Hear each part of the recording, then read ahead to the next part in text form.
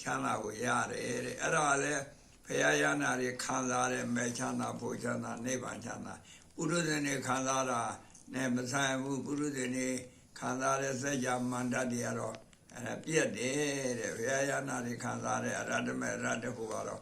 မပြည့်တော့ဘူးတဲ့နောက်ဆုံးပဲတန်တိငြိမ်းချမ်းတဲ့နိဗ္ဗာန်ကိုရတယ်ဆိုလိုက်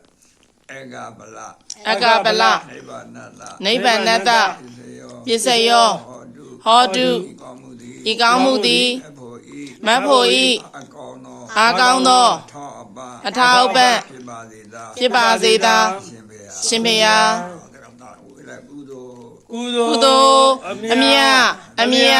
အမြတ်ယူတော်မူကြပါကုန်လောသာဓုကုသိုလ်အမြတ်ယူတော်မူကြပါကုန်လောသာဓုကုသိုလ်အမြတ်ယူတော်မူကြပါကုန်လောသာဓုဟာလေဆိုလာတော့အာရရတော့ဆိုလိုက်ဒုက္ခသစ္စာခန္ဓာ၅ပါးဒုက္ခသစ္စာနော်ဓမ္မဗျာသမုဒိယသစ္စာဒါခါဒုက္ခနဲ့သမုဒိယအစနှစ်ပါးပေါ့နော်ဓမ္မဗျာဒီနှစ်ပါးငြိမ်းသွားတာကိုនិရောဓသစ္စာဒီနှစ်ပါးငြိမ်းအေးသွားတာအရဟတမေရတ္တဖို့ဆိုတာပဲနော်ဓမ္မဗျာသမုဒိယဒုက္ခဆိုဆင်းရဲတာသမုဒိယဆိုတာအကြောင်းဖြစ်တာအဲ့အကြောင်းနဲ့အကျိုးဒုက္ခနဲ့သမုဒိယအကြောင်းအကျိုးချုပ်သွားတာကိုនិရောဓသစ္စာခေါ်တာဒီကိုကြည့်ရအောင်ဓမ္မဗျာဒုက္ခသစ္စာဟောဥရဲဒုက္ခနာရဲဒုက္ခဒါဒီအကုန်လို့အဲ့ဒါမလို့ဥရဲဒုက္ခနာရဲကလို့တာនិရောဓသစ္စာဓမ္မဗျာအစဉ်တိုင်းတော့ဒုက္ခသစ္စာသမုဒိယသစ္စာនិရောဓသစ္စာနော်ဓမ္မဗျာဒါသစ္စာလေးပါးလေးတန်းနေတာနော်ဓမ္မဗျာသစ္စာခန္ဓာ၅ပါးနော်သမုဒိယသစ္စာဟောအကြောင်းတရားဟောនិရောဓသစ္စာဒီမှာနံပါတ်3ဒုက္ခချုပ်သွားပြီဥရာလည်းမရှိတော့တော့